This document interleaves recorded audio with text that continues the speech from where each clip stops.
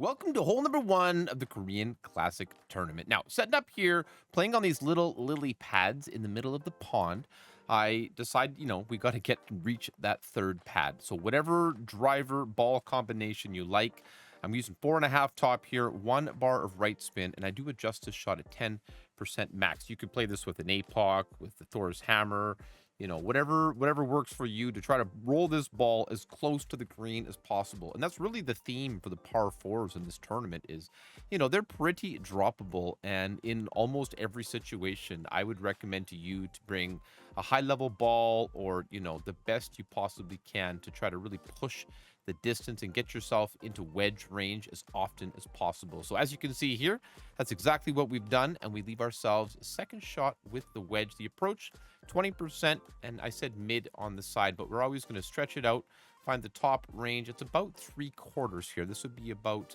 75% on the slider, if that is something you're familiar with. And if it's not, it's a good topic to get a little more comfortable with. So I have no spin here on this shot, and I'm just going to have the ball guide directly to the pin. I said 75. Let's see. I think I did just play it right at mid. It's pretty awesome when you play with the Endbringer. It's got such high accuracy, and with this almost perfectly straight tailwind angle, this shot is almost sure to drop, even with a slight great ball. But we do want to hit perfect. I wish you good luck in this tournament. We'll check out the rest of the holes, and good luck. Hole number two, this par three, if you've got a decent wind angle, it really is a good opportunity for a drop. I'm playing this with a short iron. It's not very often you're going to bring a thorn to a par three, so let's take advantage of it. Going with like 0.8 bars of topspin, 1.2 right spin. I was just playing with a little feel, one right here and one top. I'm sure could be very, very close. Just have to kind of feel it out. That's in this kind of wind. 15% max is the number I'm going to play here. And I've really just focused on that second bounce, to have it in just before the fringe and just line it up at the pin. It's just a matter of taking a couple of practice strokes in the tournament and adjusting accordingly. And this kind of setup, should give you a very good look at it. There is a rough bump there if you're so inclined, but I think this is a great way to go from the first tee.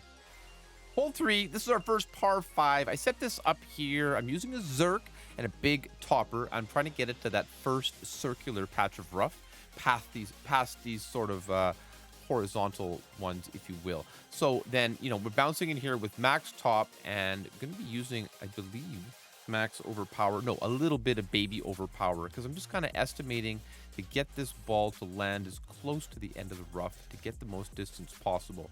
In an absolute headwind here, this is not necessarily going to be the play. But if you've got a higher level club, then you might actually find yourself in a good position as well. So, again, this is my best effort given the circumstances.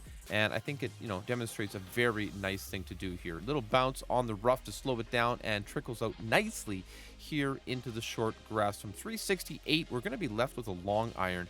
And again, this is a great chance, to set up something strong to give you a good drop. I play 2 bars of backspin, 1 bar of left spin here, and my effort will be played at 10% mid. And this is so far, as you can see, got a lot of opportunities already to get the booms. And I think this is going to be fun. We've played a lot of really, really tough courses. Look how flat this landing position is. This smooth flat fairway on this modern and beautifully designed course.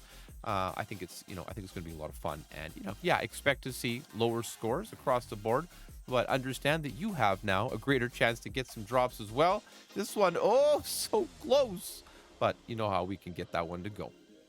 Hole number 4, this par 3 might be my least favorite hole on the whole tournament here, but it's still something. If you take your time, you can get something to go. I've got a navigator here and a sniper, just about 4 bars of backspin. 3.8 is the max that this sniper level 6 has, but if you've got 4, just go for 4 bars of backspin. 40%, speaking of 4s, is going to be the adjustment here, 40% mid. And you'll see here with a 2.4 wind, it's not going to be a massive adjustment. And keep in mind, this one's, is bouncing over that big, not a cavern, but, down there into the water. So you have to use a crazy elevation here just to get down past that crevasse there. So just beside the hole, takes a lot of the fancy rollbacks out of the question, but it gives you a simple shot. Hole 5, this par 5, we're going for distance here. Now, you'll see I'm recommending a Zerk, but if you've got one of these P4 topspin boost balls, P5 topspin boost ball, go ahead and bring it. This is a great time to use it. I'm also bringing the big topper because, we want that topspin. And as you can see, with a good gust of wind at our backs, we can get this one where we need to be. This is a carefully calculated amount of curl for this particular wind setup, or overpower, excuse me, no curl. And this is, particular to this setup. So you have to do a little bit of practice here, but the idea is bounce on the end of that first fairway with all the topspin.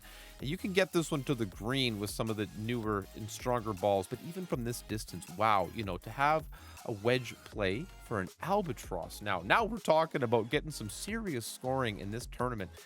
Don't let hole number 4 deter you. Hole 5 here puts us in for a very good chance. Now, I've got a low-level Firefly in this example, but, at the same time, many of you might be playing with something, something similar or something else. I love that Endbringer, even at a low level, but, I'm showing you lots of different accounts and different examples from, over the years here, really into sort of a compilation best hits of Golf Clash for the Korean Classic. Perfect has to happen with the Firefly, but fortunately we get that to go. We get this one in the hole. Come on, we got an Albie on 5. Let's head on to the next hole.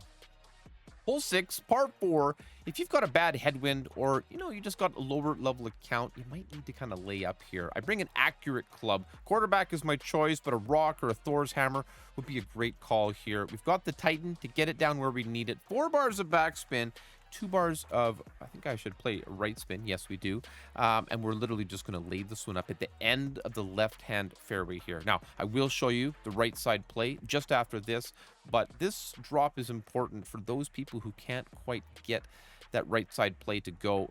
This one is pretty good opportunity as well. So as you can see, right down the fairway, clean, beautiful, crisp shot to the pin. And we're going to be using our short iron here in this example. So size it up, check out where you're at. We're a little bit closer to min here, but because we're playing with a little bit of a headwind, I actually take this adjustment at mid distance, and we're setting up, of course, a little bit further. A couple bars of backspin here, I would expect. Yeah, 2 bars of backspin is sort of the standard way that I've come accustomed to playing the Thorn, but you'll find your own way. I watch Tommy play it with no spin. Other people play it with just 1 all the time. You kind of get comfortable with the ball guide as it is with certain clubs, and I think it's good to have that consistency in your game. There's so many ways you can play Golf Clash. My way isn't the right way, your way isn't the right way, but together we can really find, an excellent outcome. So perfect away, get this one there. I think this is a good one to have in the bag just to be aware how to get the eagle in multiple ways. Hole 6 now, once again, from the right-hand side. I think this is your best chance of getting the drop as long as you size it up correctly. You just have to kind of check this ball guide and get that third bounce to be, the second bounce to be just over the sand. So in this case, it's going to be 2.5 top, 2 bars of left spin, and you'll notice that we're just barely over, and that's really what I'm looking for. The wind here is appropriate. Now notice how close we are to the rough on the left. You could play this with a Kingmaker as well. That extra side spin to the left would definitely be helpful and keep it a little more great proof. So I should have played about a half a ball of left curl here. However, we just went straight at it. And even with that, you'll find here, this should come in very, very nicely because you can get some errant bounces here. It is not the most perfect shot until you have it dialed in. So keep that in mind. We got a straight, simple little wedge to get the eagle. And I'll show you that shot quickly here just to really reinforce how min distance this truly is. I elect to just kind of eyeball it into a perfect direct headwind. Get that ball guide shoved well through the hole in a headwind here. You don't want a short endbringer coming up too short. Hole number 7, backbone and a navigator. We're going to play this one 1-to-1. Now, I think it's important that you see 2 ways to play here because there's 2 very popular techniques. Setting up just left of that bunker, and we're, like I said, 4 back, 1 bar of right spin. I'll take off some backspin. There we go. 4 back, 1 bar of right spin. And a little tip, if you're playing the backbone, level 9 or 10, 8 or 9, well, even 8, 9, or 10, is that you want to try playing it 1-to-1. It really tends to work out very, very well. And near the end of my main rookie tenure, I found that to be one of the best shots in my bag. So not sure if that's the common popular way, but it's one that's going to work here today and can work for you in the future. So I'll show you the rough bump next real quick because I think that's going to be popular as well. But this hole is a must drop almost. Hole 7, I mean, I think the rough bump is going to be very, very popular here. So I set it up here with 6 bars of topspin, 1 right spin with that Goliath. And again, I love using the navigator on par 3s. I do it in pro all the time as well. And anytime, really, I can get away with it. It's such a cheap and versatile ball. So keep that in mind. Now, you can see the app there is very set up, but I'm going to go down to 10% mid. And, you know, depends here. We've got the big wind, 4.5. You know, if you can afford it, bring a kingmaker. I know I said it, it's rookie, but you got to use the best you've got to kind of get the best results sometimes. And set it up here, clean, straightforward rough bump. Hit that rough, roll it out here, and you know, I think this is how most players are going to go. I think the 20% we started with could definitely work, but again, this is a big wind and a bit of a bad wind angle. Hole number 8, shockingly enough, is another fantastic opportunity for a drop. With a good wind and or big clubs and big balls, you want to play it to this position here all the time. I'm going to play 2 bars of backspin, about 1 bar of right spin. We're just trying to get it anywhere into those 2 shadows, I mean, into the second dark shadow in the fairway there. And obviously before the bunker, so it's not a crazy power shot. It's really kind of a precise play here. You know, you might play, you know, a Thor's hammer if you've got the high level and you want that accuracy. You know, it's all about the clubs in your bag and how you choose to use them. Because of the little lack of distance, I use a little bit of overpower here. A couple of rings, nothing too crazy, but just enough to hit this first fairway pad beautifully here. Believe me, the trees are in the way, and just getting it down where we said into the second shadow there gives us a perfect wedge to the green. Now, I will show you the second shot as well from the right-hand side. But this little wedge play is, again, another way to get this par 4 in a very, very reachable position. And as you can see, we're going to have some monster scores on this course. I think people like Golf Clash Tommy are going to be, you know, reaching for minus 40s here. And, you know, there's no reason that you can't get an incredible score too. Take your time, play your game, follow the fundamentals and the basics. And don't forget to hit perfect. Believe in yourself. That's the special sauce. You have to know that you can do it. And just stay calm, stay happy and chill. Get that needle dead center in the bullseye. And, you know, almost anything can happen if you've got the right adjustment. So we got yet another drop. I'll show you 8 here from the right because it's important that we get this one to go. Hole number 8, slightly safer play, or, you know, one for the more conservative minded. I look for the left. It's not going to work in this wind. So I head over to the right-hand side. Now, it's not about massive distance here. I actually give this one 0.5 bars of backspin and 2 bars of left spin. The reason is you can go a little further here, but there's a big hill up at the back of this fairway. And the more you go up the hill, the more you kind of mess with the elevation of the shot. So get to a consistent drive yardage, and then we're going to play the same elevation every time. I give this just a little inner wall, left curl, circle break, left curl. Just enough to kind of keep it in line, you know what I mean? Get it down there into the shadows. You can see there's more distance in the fairway, but it doesn't really benefit us going, you know, more up that slope. Second shot, we played this still uphill a little bit, 0% medium distance here with the Thorn. I'm going to give it 2 bars of backspin, as you might have imagined. And, you know, I think this is, especially in this direct headwind, is a really good opportunity. I think like 2.2. I'm just using the feels. This is before I, you know, made any notes or any kind of stuff like that.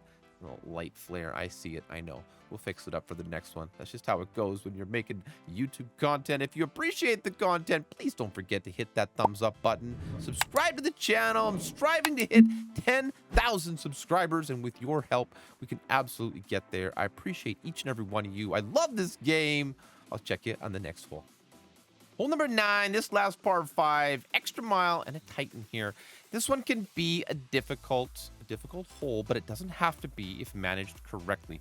I set this one up here with 2 bars of top spin, 2 bars of left spin. We're adjusting 20% max distance. Now, these days, I might set this one up with half the red ring in the left rough, but I was feeling frisky here. Got that yellow ring right up against the rough there. And I'm just kind of eyeing it up to get that second bounce over. This is very close margins, and I have screwed this shot up many, many times. Please use a practice token if this is the path that you're going to take. There is a way to lay up on the right. I'm not going to show you that. This will be the last hole in the video, and I'm using about 3/4 of a bar of left curl. So of a ball, excuse me, of left curl. So be careful, but this one does come in nicely. The wind is good for this shot here, and this will give us a very nice second shot. I'll play the second shot with the sniper, and we're actually going directly at the rough bump. You can certainly bounce on the little pad just before the green and get it up there as well. That's an opportunity. But, sometimes you just got to go for it. You're just feeling it. This one is 10% minimum distance. We are very close to that min line. So be confident that you'll have room to adjust, or there's a good chance you could miss this one and go flying off into the water. So like I said, it can be a very difficult hole, but when managed well, with carefully calculated, well-planned shots, you can get excellent results here. I've dropped this one in the past from Pro Division, but the rookie one has eluded me. This one comes in very nice, though. I wish you the very best of luck in this Korean Classic tournament. Much love, and we'll see you on the course. Thank you for watching.